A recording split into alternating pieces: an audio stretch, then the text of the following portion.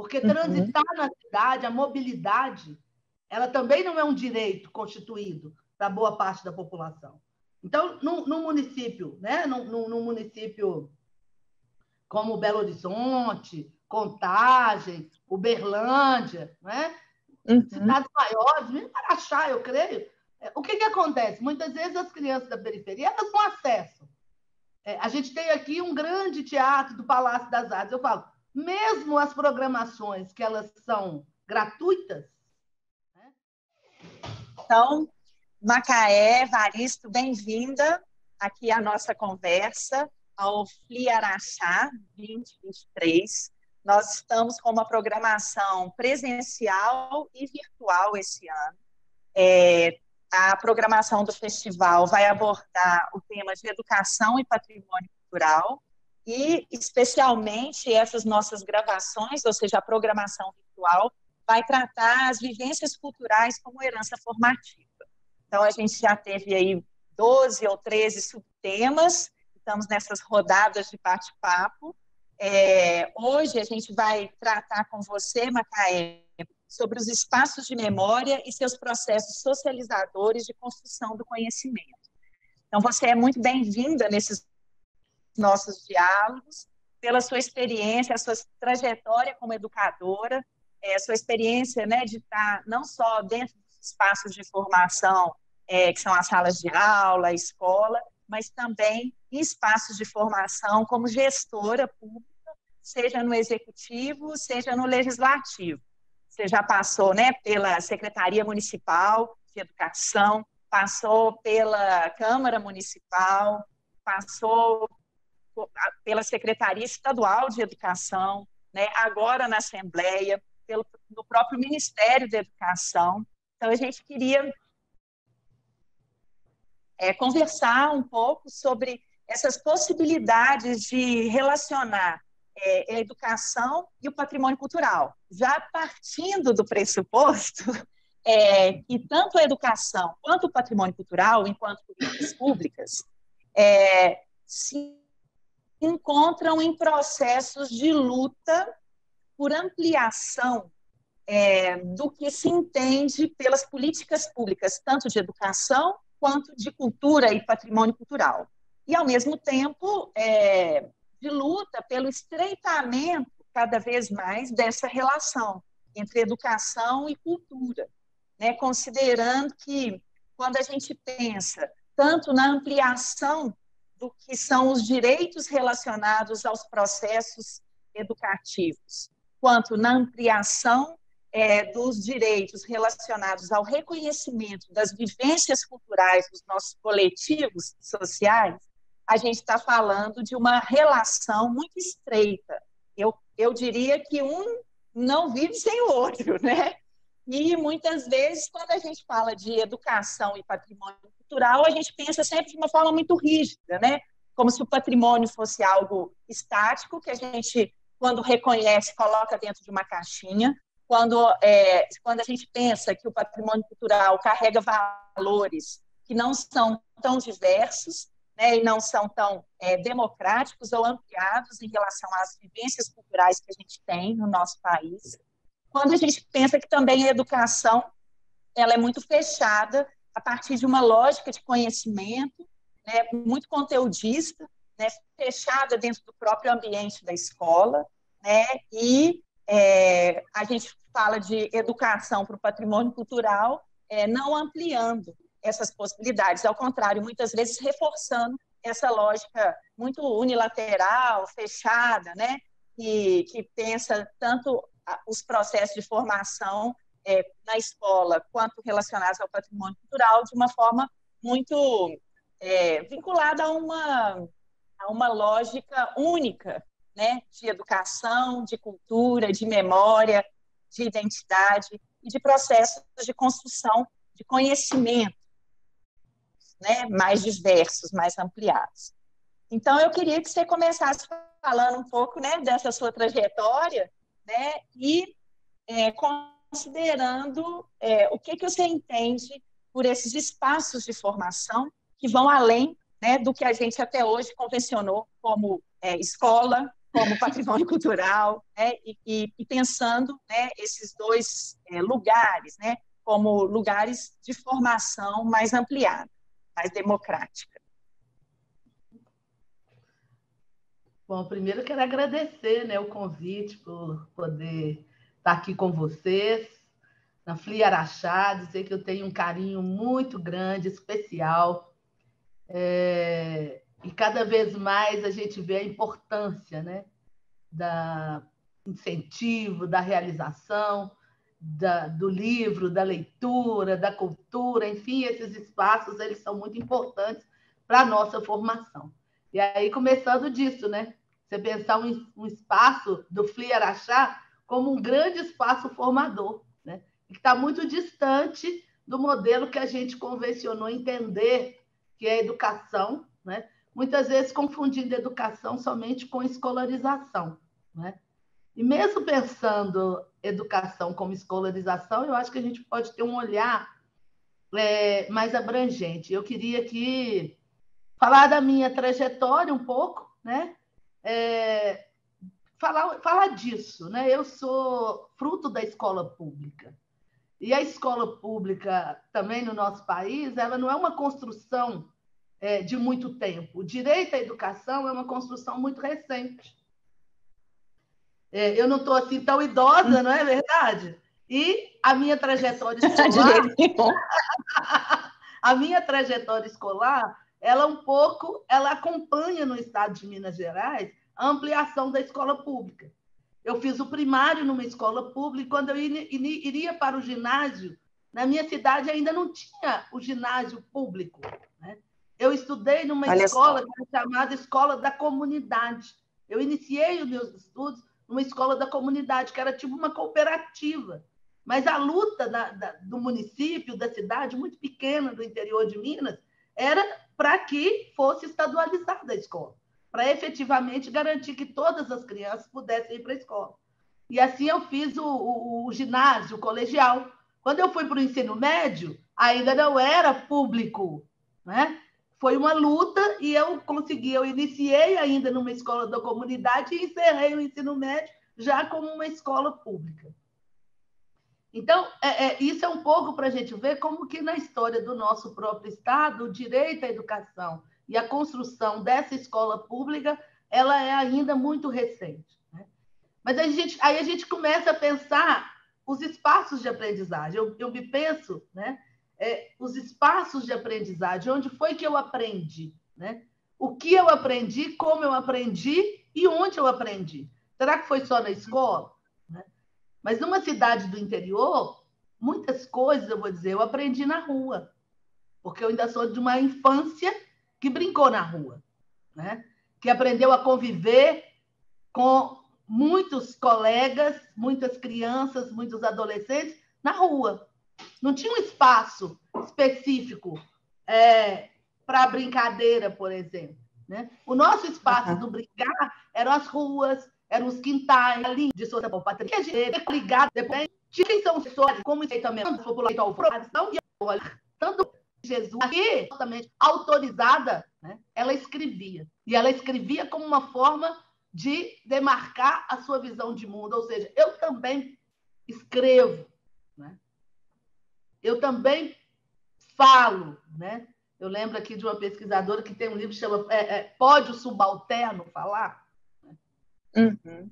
Então, pensar, né, nessa relação educação, patrimônio, quando eu penso a minha trajetória, né, é um pouco fazendo essa leitura de como eu tive vários espaços de socialização e de aprendizagem. A rua, né, a igreja, a escola, mas os próprios processos de luta e resistência também se caracterizam como espaços educativos, né? Como processos educativos de formação, né? Sim, os movimentos, então o movimento negro, né? O movimento de mulheres, a própria organização comunitária das mulheres, aí no interior de Minas eu falo isso. Muitas vezes as pessoas falam assim, né? A gente reivindica hoje o lugar da mulher na política, e eu digo, olha, mas nós sempre fizemos política. O que nunca, muitas vezes, nos interditam é estar nesses lugares de representação. Mas no dia a dia das comunidades, as mulheres é que operam e coordenam e se agrupam e resolvem problemas, buscam solução, inventam, né? Então, para mim, pensar assim, na minha trajetória é também uma trajetória que eu fui construindo esse deslocamento, né? De uma ideia de que educação era um lugar de poucas, né? Para uma luta e uma resistência da educação como direito de todos, né? Da compreensão que tem muitos lugares para aprender, e que tem muitos mestres e saberes, não somente aqueles que estão legitimados pela academia, né? Mas que têm saberes que eles são construídos na prática. E isso tudo é um campo de disputa. Eu fico pensando, hoje, no debate feminista, por exemplo, né, a gente discute muito a questão da violência obstétrica, por exemplo, né? E eu fico pensando o que foi esse lugar da construção da medicina, da ciência, né? Mas também como que a ciência e a medicina ela vai construir sua autoridade, né? Na desqualificação dos saberes de inúmeras mulheres que eram benzedeiras, que eram parteiras, né? E que tinham esse saber que muitas vezes foi apropriado academicamente, e essas pessoas elas são jogadas ao relento, né?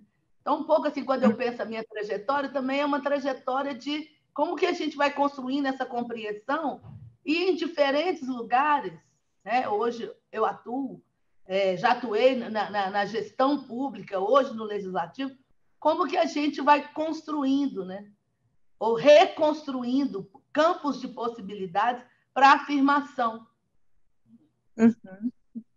E ampliando o próprio conhecimento em relação a tantas práticas culturais que hoje a gente pode dizer que são matrizes de formação humana e que resistem, né? Assim, a gente teve uma experiência de conhecer as comunidades de apanhadoras de Sempre Vivas, né, que estão ali na Serra do Espinhaço, e é importantíssimo a gente ver como que ainda existe uma resistência em relação a saberes e modos de vida, em que você tem comunidades inteiras que vivem da apanha de Sempre Viva, né, durante 6 meses do ano, que saem das suas residências no pé da serra e vão morar dentro das estruturas, né, que tem na serra mesmo, né, e ficam lá durante 6 meses fazendo banho de Sempre Viva, e elas, todos os alimentos que elas consomem nesse período, elas produzem.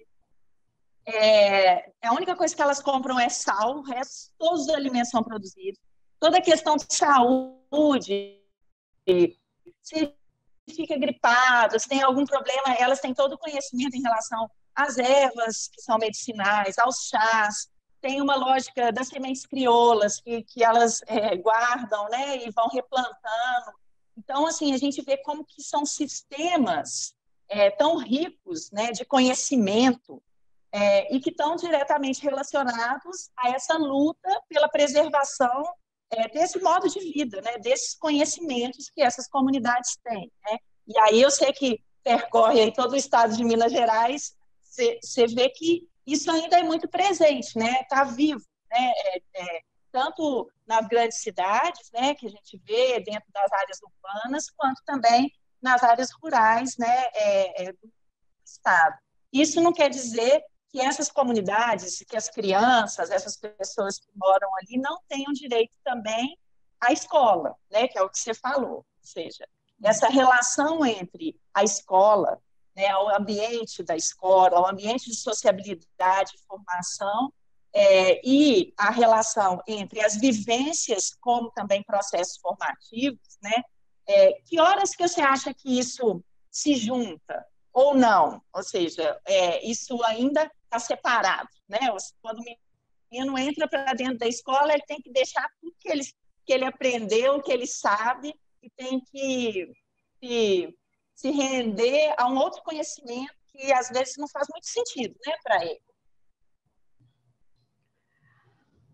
Bom, eu tenho que dizer, primeiro, que assim, eu sou freiriana, né? E eu costumo brincar que eu sou Miguelete, porque eu sou assim, né, bem orientada e fundamentada no meu pensamento educacional pelo Paulo Freire, mas também pelo professor Miguel Arroio. Então, eu sempre tento pensar como é que a gente pode produzir uma escola, né, que elas tenha significado e que ela dialogue com os saberes das comunidades e dos territórios. Eu acho que eu vivi algumas experiências que elas são bem assim bacanas nesse sentido, porque elas quebram, né? Eu disse, a construção do direito à educação também é uma luta para a gente afirmar identidades, né? E para a gente também dizer que nós temos que dizer, ou seja, nós, o povo, a comunidade, né? As diferentes modos de organização social, a gente tem o que dizer, né? Eu trabalhei muito tempo com educação escolar indígena, por exemplo, né? E eu quero aqui trazer bem uma palavra, né? Que eu aprendi lá com o Chacriabá, que é um pouco uma indagação, né? É quem amansa quem, né?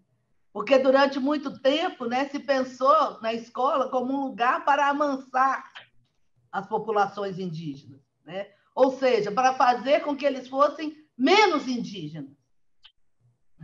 E a grande aposta do movimento indígena, né, é que eles serão capazes de amansar as escolas, porque produzirão outra forma de fazer escola e de produzir conhecimento e de se relacionar com esse conhecimento, vamos dizer, socialmente constituído.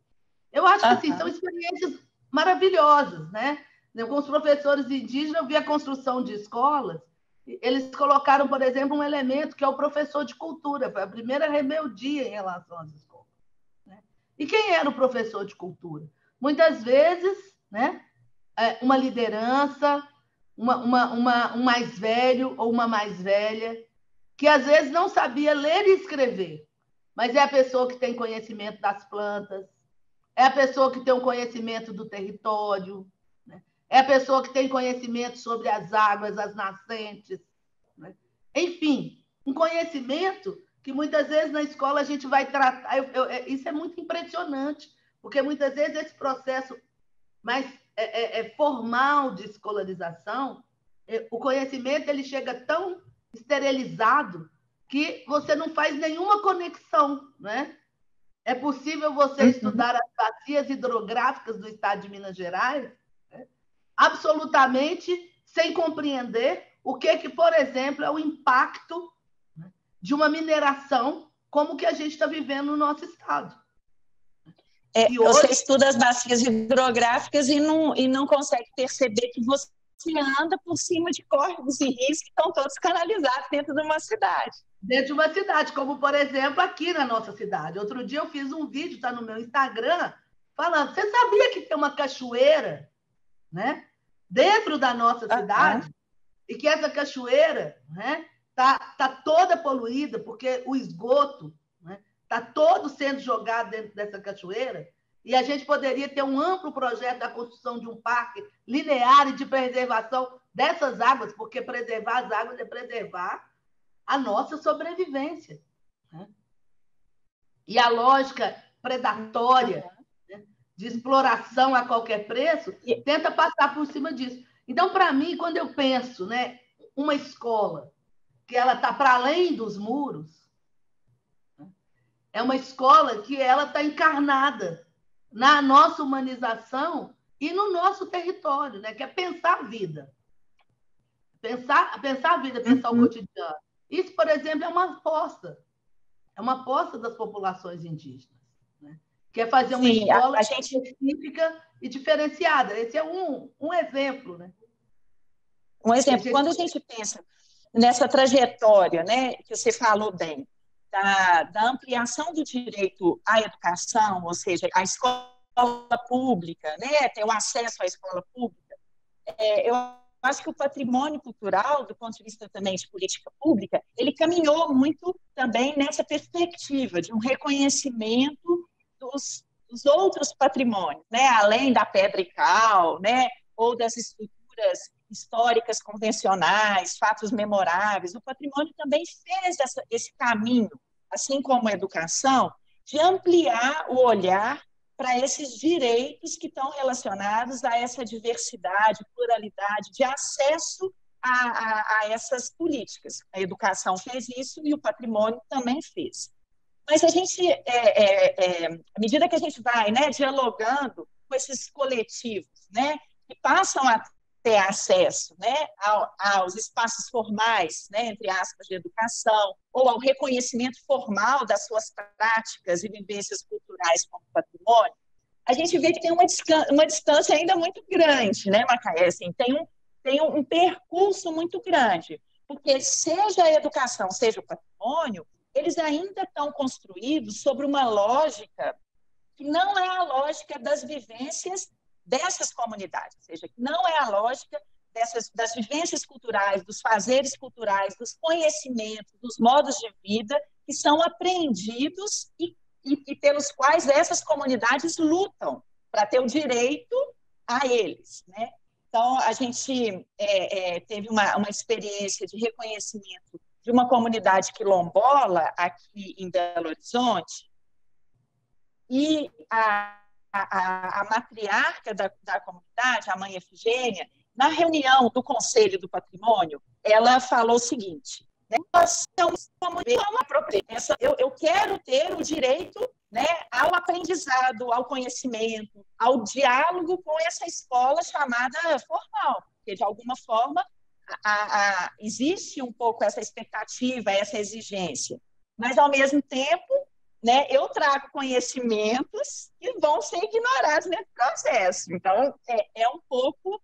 você falou das indígenas, né? Na conversa com o Ailton Krenak, ele fala isso. Ele fala assim, nós não somos detentores. Para a gente viver as nossas relações culturais, eu não preciso de ser dono da água, eu não preciso de ser dono da montanha, né? Ou seja, aquilo não é uma questão de propriedade, nós fazemos parte desses movimentos, né?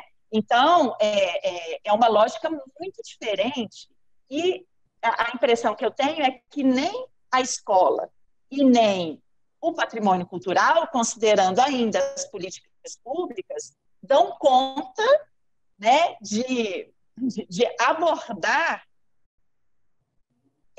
essas vivências culturais, dessas matrizes de formação humana, da forma com que efetivamente elas são vividas por essas comunidades. Você tem essa impressão? Eu tenho um caso maravilhoso que eu acho assim, bem, exemplifica bem essa contradição, né? Eu trabalhei muito com formação de professores indígenas aqui em Minas Gerais, e num dos processos de formação, uma amiga estava trabalhando ainda no início das escolas indígenas, a gente tinha que discutir legislação, gente. Legislação, LDB, com as populações indígenas. Então, você imagina o povo Machacali, né, que é um povo indígena aqui de Minas Gerais, que ainda hoje falam a língua Machacali. Uhum. É um grupo pequeno, mas é um grupo de muita resistência. E essa professora, no curso de formação de magistério indígena, tentando explicar para os professores Machacali o que era 200 dias letivos. Você pode imaginar?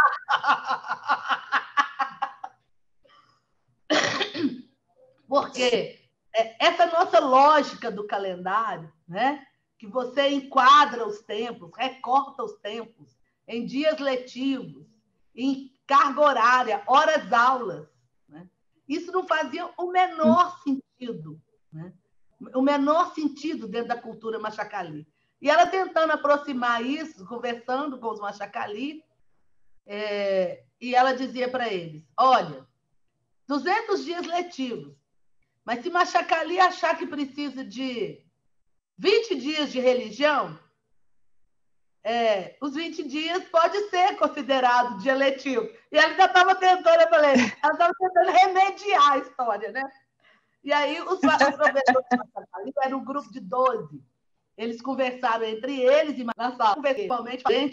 Então, de monte de tutoriais, porque não dá muitas, né? Ficam pelo nosso, né?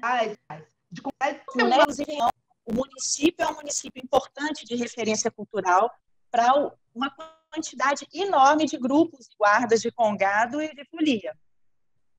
E esses grupos, ainda hoje, são muito pouco reconhecidos do ponto de vista, veja bem, de toda a produção cultural e da memória e ancestralidade que eles carregam e guardam, né? São protetores. A gente não tem políticas. Muitas vezes essas guardas, elas ficam mendigando, né, das prefeituras um apoio para um ônibus para transportar a guarda, de um recurso para a produção da festa, que boa parte é autogestionada. Mas a gente não tem uma linha, né, de financiamento da política pública que pense a proteção, e mesmo nos lugares onde ela já tem uma salvaguarda, né, muitas vezes, eu falo, é mais ou menos ações como coqueluche. Tem um ano, depende do prefeito, depende do vereador, ou depende de um deputado. Isso não deveria ser dessa forma.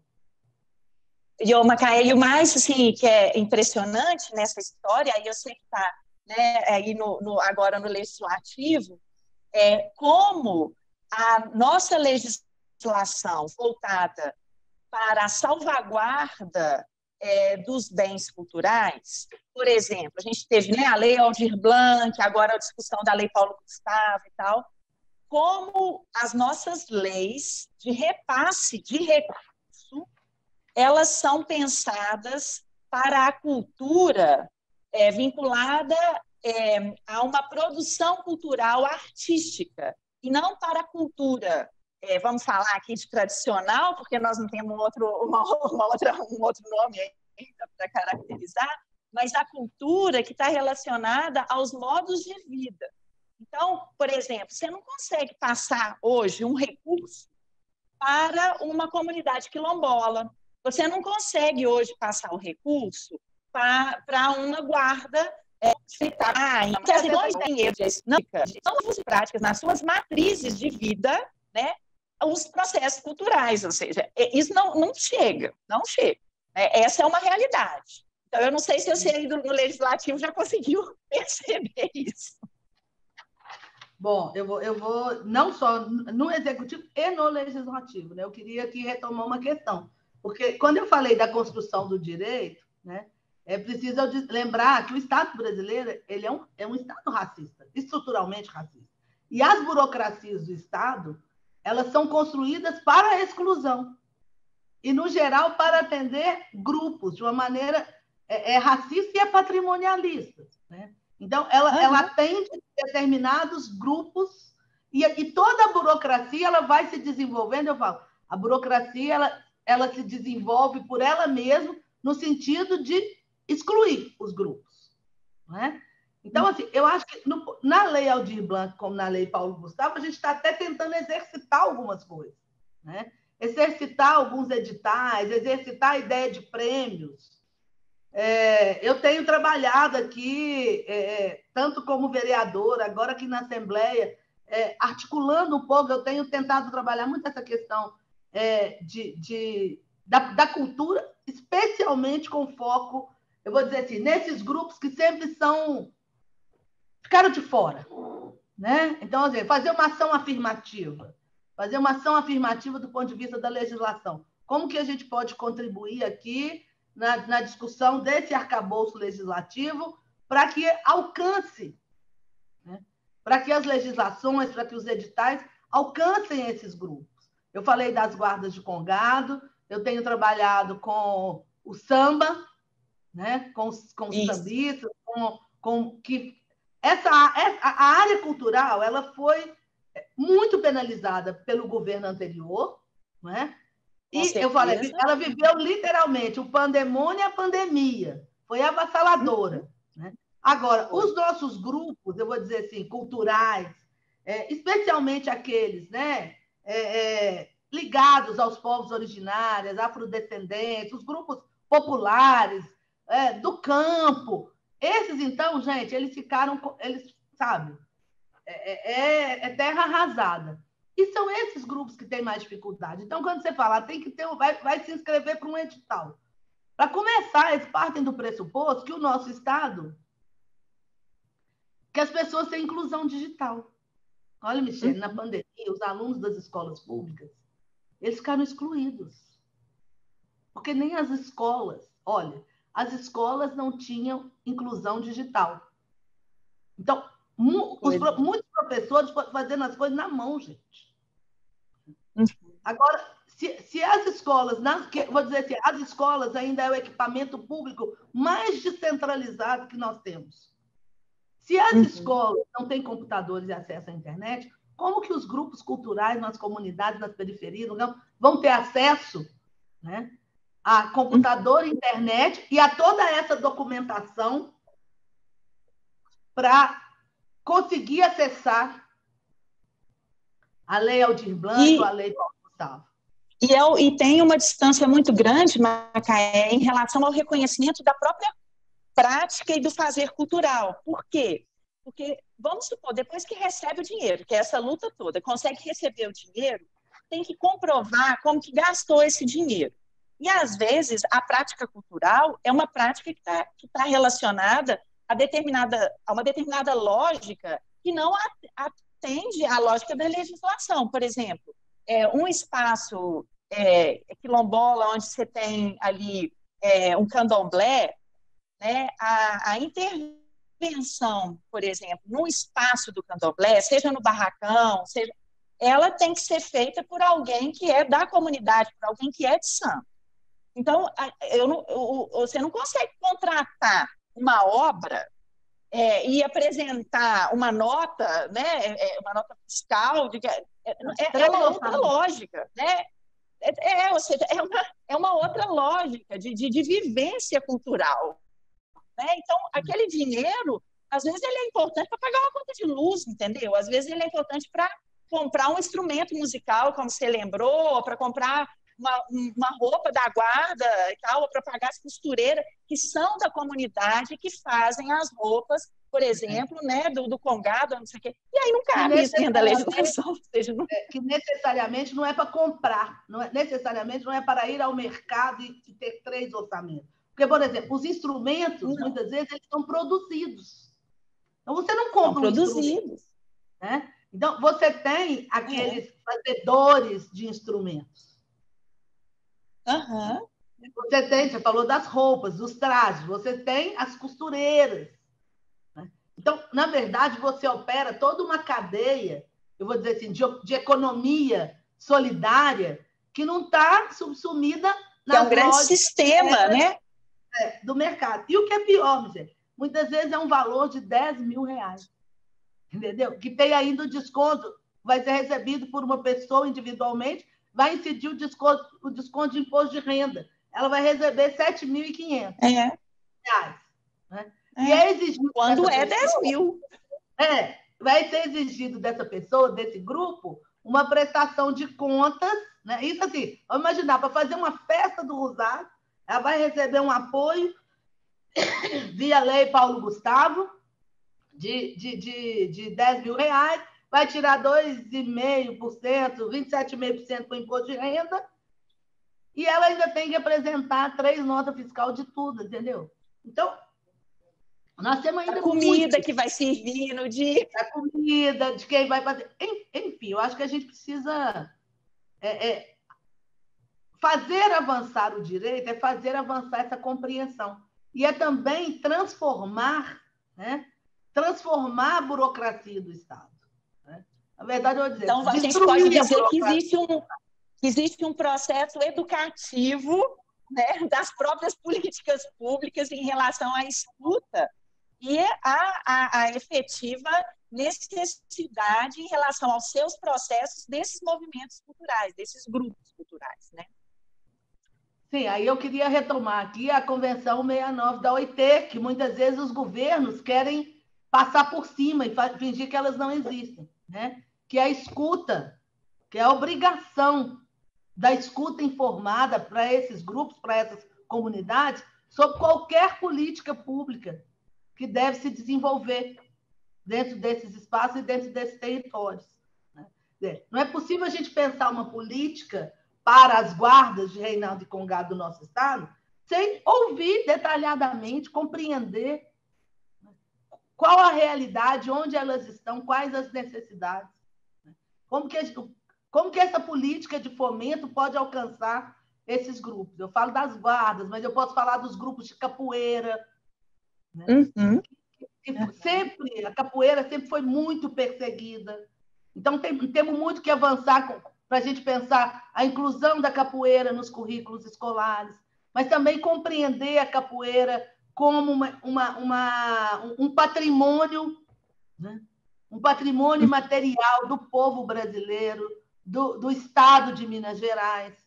Como é que a gente protege, né, gente? Como que a gente... Porque em todos esses casos, tem muitas questões que a gente precisa pensar. Como que a gente protege, né, o mestre, a casa, a roda de capoeira? Então, em cada um desses, né, das quadras, tem uma série vamos dizer assim, de especificidades que elas precisam ser pensadas. Ao mesmo tempo, um desafio para quem está dentro da escola, né? Que é qual diálogo estabelecer. Porque muitas vezes a gente fala dessa conexão educação e cultura, né? Mas a gente sempre está pensando a cultura numa perspectiva muito distante. E muitas vezes a gente não olha para a produção cultural que está ali, no bairro que a escola está inserida. Né? Os mestres... Ou que as próprias crianças que estão ali vivem, né? Sim, e que as infâncias produzem. Vamos pensar aqui na própria cultura do brincar. Né? Como as crianças brincam, de que brincam, como brincam, os espaços do brincar. Isso também é diálogo com a cultura da infância. Né? Porque muitas vezes a gente pensa uma proposta pedagógica completamente claustrofóbica e enclausurante para as infâncias e para as adolescentes. Que a gente acha que só é possível educar dentro do prédio escolar, dentro dos muros escolares. Eu defendo uma escola, né, que derrube os muros. Eu penso que a gente precisa pensar a educação nas cidades, nos territórios, no campo. E as crianças precisam fruir a cidade, fruir os territórios. Uhum. A gente tem a Marcota Cássia estava falando que a nossa noção de território ainda é uma noção de território muito fechada. Então, do mesmo jeito que a escola, né, ela está ali dentro dos seus muros, né, ela tem o seu território, o seu espaço ali, né, é demarcado. Uma comunidade, por exemplo, quilombola, vai ter também o seu território relacionado às suas práticas culturais demarcado, né? E aí ela estava falando que, na verdade, o território que se constitui a partir dessas práticas culturais, ele não é estático. Esse território, ele é um território que transborda esses limites, né, da necessidade, inclusive, de demarcação de uma terra indígena ou de uma comunidade quilombola, porque ele está presente em vários lugares, né? Então, ela citou, por exemplo, a relação do Quilombo com a Serra do Curral. Então, a Serra do Curral faz parte do território daquela comunidade, porque as práticas culturais, elas também se vinculam àquele lugar. Por exemplo, uma árvore, né, que vai estar lá no Parque Municipal, ela pode ser uma árvore sagrada para aquela comunidade. Então, ela se relaciona do ponto de vista das suas matrizes culturais, né? Ela também é entendida como um espaço de formação, como um território, um espaço de vivência. E aí, nesse sentido, né, a escola também tem isso, assim, se a gente for pensar, as crianças que estão ali dentro da escola, os jovens, adolescentes, adultos, né, eles têm uma relação territorial com a cidade em relação a conhecimentos, aprendizados, formação, que vai além do espaço da escola. A gente teve aquele projeto, né, lembrando da Neuzinha, nossa querida companheira, a gente teve um projeto que pensava, né, a escola para além do seu local, né, em que a gente teve contato, por exemplo, com crianças e com jovens que falavam muito dos muros pichados, falavam desses lugares como lugares de referência em relação às sociabilidades que eles tinham na cidade. Então, são lugares de formação também dessas crianças e desses jovens, né? E isso está marcado na cidade. Isso não é imaterial só, não. Isso está materializado em outros espaços, em outros territórios de formação que eles carregam com eles, né? E você teve essa experiência, né, Macaé, assim, na prefeitura, de pensar a escola integrada, né? Que buscava um pouco explorar essa lógica, né? Na verdade, assim, na minha trajetória na prefeitura, eu falo que eu fui muito feliz como professora, gestora da rede municipal, porque eu pude viver experiências pedagógicas assim muito fortes, né? Eu sempre falo assim, antes de falar da escola integrada, a gente precisa falar da escola plural, que foi uma experiência pedagógica inovadora e que trouxe alguns elementos, eu acho que muito importantes para a gente compreender essa relação, né? Lá na sua fundamentação. Primeiro, uma provocação, que era isso, né? Pensar a cidade como uma experiência educativa. E depois as populações do campo me ensinaram. A cidade não, Macaé. Pensar o município, porque o campo também faz parte dessa experiência educativa, né? Então, claro. quer dizer, pensar a cidade, o município, né? Como uma experiência educativa, é a gente pensar, não é só para dentro do muro da escola, dentro da sala de aula, né? que é um lugar de aprendizagem. Mas a gente pode se conectar com o território, com os territórios. Uma questão que a gente vive, por exemplo, nas grandes cidades, é que muitas vezes nossas crianças das escolas públicas, que estão nas periferias urbanas, muitas vezes a experiência delas de viver a cidade é uma experiência muito restrita ao aglomerado onde ela está situada. Porque transitar na cidade, a mobilidade, ela também não é um direito constituído para boa parte da população. Então, num município, né? num município como Belo Horizonte, Contagem, Uberlândia, né? Cidades maiores, mesmo Araxá, eu creio, o que acontece? Muitas vezes as crianças da periferia elas não acesso. A gente tem aqui um grande teatro do Palácio das Artes. Eu falo, mesmo as programações que elas são gratuitas, né, elas não alcançam a juventude, as crianças da periferia. Porque para acessar, muitas vezes a família tem que pagar 2 ônibus. Como é que você sai no final de semana, uma mãe, né, com 3 filhos, e paga 8, 16 passagens, né, a um custo de R$6.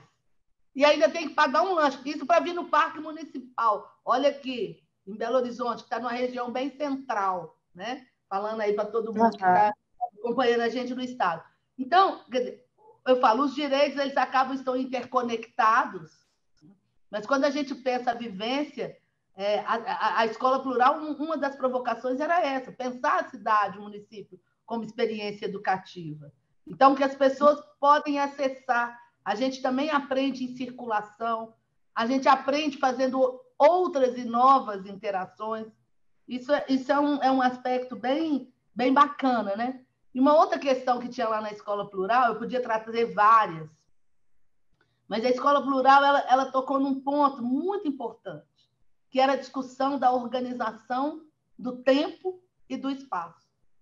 Para pensar que o conhecimento ele não precisa ser total fragmentado, né, nas cargas horárias e nas disciplinas, que é possível outras formas de organizar o tempo, inclusive porque culturas diferentes também muitas vezes têm lógicas muito diferentes de lidar com o tempo e com o espaço, né? E às vezes a gente absolutamente ignora isso na política educacional. Vou falar no interior, né? Muitas vezes as crianças das regiões do campo são obrigadas, né? Uma vez um presidente de associação de agricultores falou comigo assim, Macaé, meu filho estuda para ser motorista.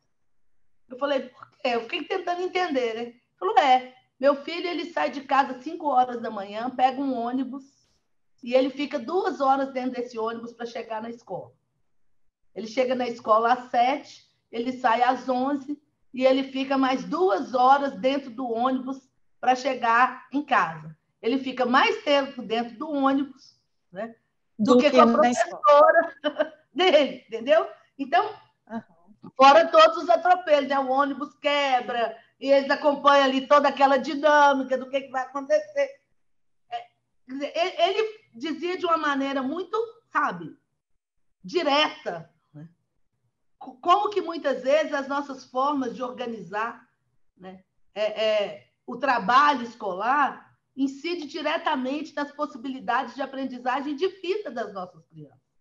A gente tem hoje, infelizmente, ainda no estado de Minas Gerais, crianças que estão passando 3 horas, são muito mais outra discussão muito forte nessa lógica da educação e da escolarização, que foi capturada, e aí para dialogar com o que você estava dizendo, foi capturada por essa lógica capitalista. Porque essa ideia de um território circunscrito, né, é a ideia da terra como propriedade. Exatamente. Essa é uma ideia capitalista. Interessa ao capitalismo demarcar as terras e dizer a quem pertence cada quadradinho. Uhum. E muitas vezes passar por cima das comunidades, porque no nosso estado, por exemplo, que a gente vive sob o jugo da mineração, né, minerar passa a ser mais importante do que viver. Então, a vida do povo mineiro vale muito pouco, porque a mineração é mais importante. Então, que relação é essa que nós estamos construindo? Com o planeta, né? Com os nossos lugares de viver, de fruir a nossa vida, se nossa vida tem muito pouco valor.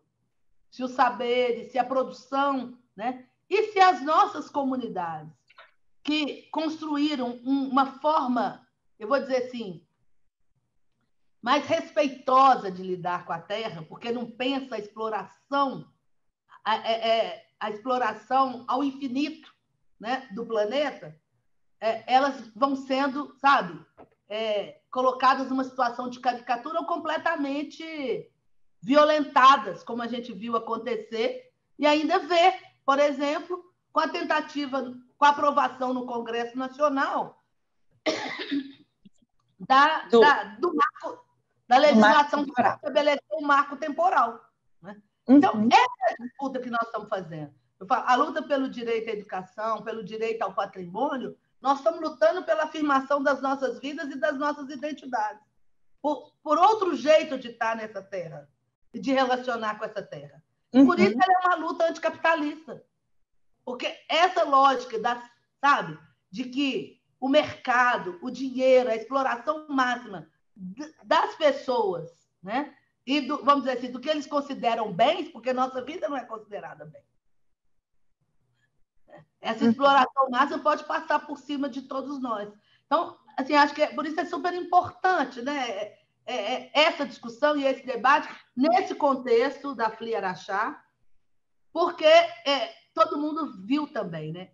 O ataque à educação, o ataque à cultura, o ataque às comunidades quilombolas, às terras indígenas, o ataque à população negra, às mulheres, ou seja, o ataque a todo o pensamento, né, que contrapõe a um projeto de sociedade eugenista, escravocrata, né, que foi instaurado lá na República, uma república que se instaurou dizendo vamos eliminar, né? Vamos acabar. Índios já achavam que não existia. E a população negra era para ser dizimada.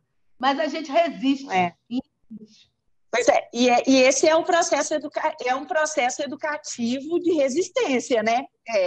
Em todos os sentidos, né? Eu acho que a gente tem o que a gente começou falando, né? Nós temos um processo de educação a partir dessas matrizes das vivências culturais, da luta pela identidade, pelo seu direito ao que a gente pode chamar de patrimônio cultural, apesar da gente não gostar muito desse nome, porque ele também diz muito, né, de uma lógica patriarcal, de uma lógica de propriedade, de herança, né, que é muito diferente do que essas comunidades e povos lutam, né,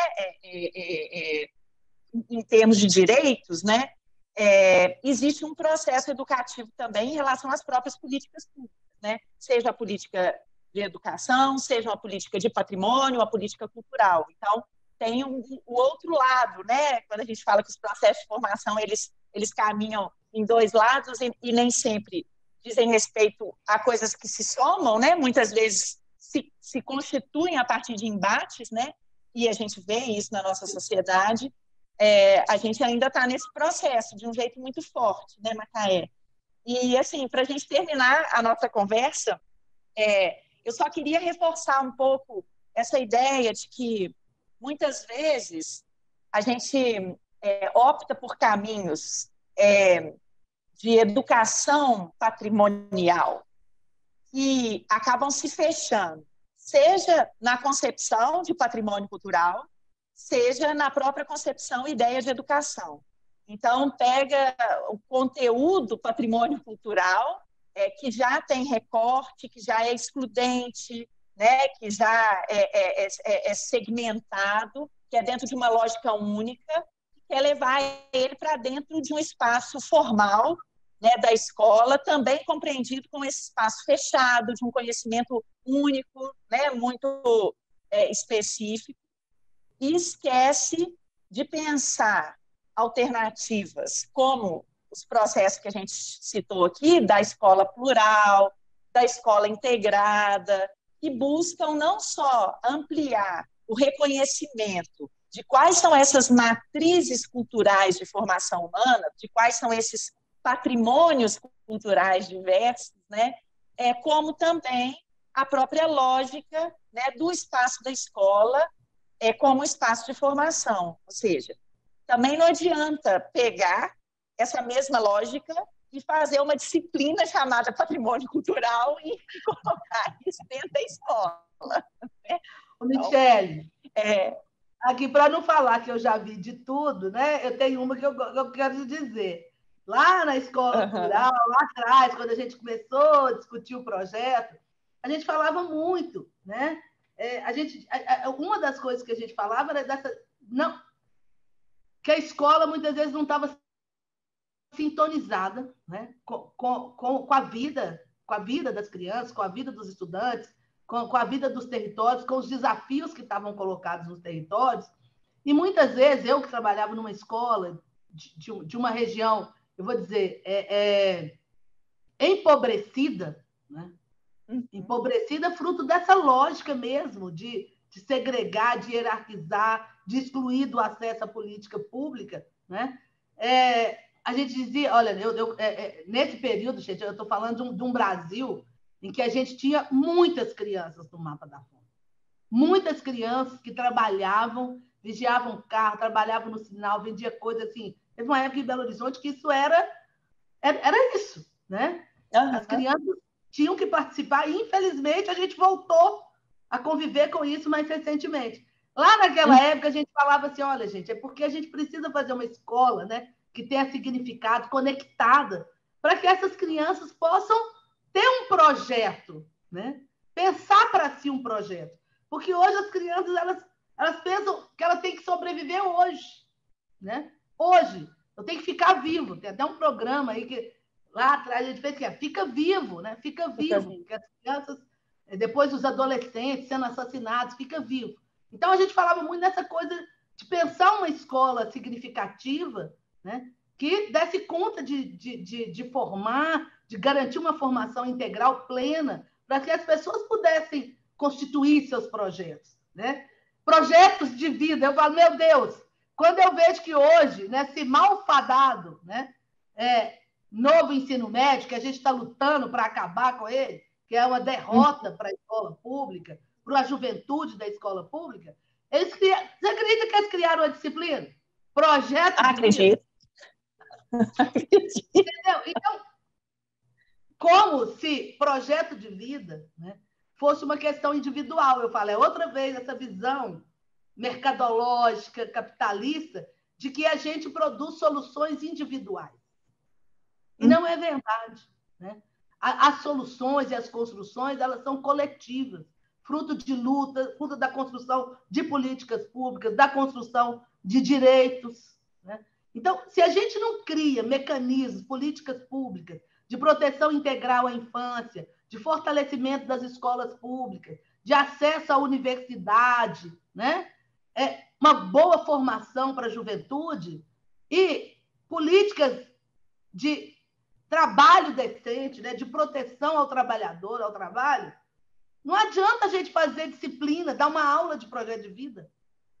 Porque não é isso. Uhum. Né? Então, assim, eu acho que a ideia de educação e patrimônio é isso. Muitas vezes as pessoas querem reduzir. Vamos dar uma aula de patrimônio. Não se trata disso. Né? Se trata do diálogo com a cultura e com a produção que está sendo feita todo dia, todo tempo. Né? Porque o ser humano... E do reconhecimento, né? Cultural, né? E do reconhecimento desses processos culturais, desses saberes, dessas matrizes, como conhecimentos, né, que devem ser trocados e que devem ser recepcionados dentro do ambiente escolar, né? E para além dele, né? Então, é um pouco... Macaé, eu queria te agradecer demais pela nossa conversa aqui. Eu tenho certeza que ela vai inspirar todos que vão acessar o Festival Literário de Araxá, no sentido, né, de pensar essa relação entre educação e patrimônio, e principalmente pensar os desafios, né, que a gente ainda tem pela frente para considerar essas políticas públicas, né, de proteção à diversidade da história, da memória, das identidades, dos fazeres culturais, e também, né, de desenvolvimento mesmo de uma lógica de educação pública, né, que seja mais ampliada em relação ao conhecimento dos coletivos, né, em que essas políticas públicas recepcionam, né, ou que essas políticas públicas se constituem, né? Então, eu queria agradecer demais essa nossa conversa aqui. Eu tenho certeza que ela vai contribuir aí para a reflexão sobre projetos futuros, né, que relacionem a educação e o patrimônio cultural para cada um, né, do seu lugar, e assistir essa nossa conversa. Muito obrigada, viu? Espero que ela possa contribuir também para provocar aí os gestores, né, a aderir à Lei Paulo Gustavo e garantir que o recurso chegue principalmente nesses fazedores de cultura que muitas vezes estão invisibilizados. Acho que a gente tem aí uma grande oportunidade, que é bem bacana, né? Se as pessoas, se isso puder inspirar aí alguns gestores nessa luta. Com certeza. Um beijo grande para você, viu? E até a próxima. Beijo.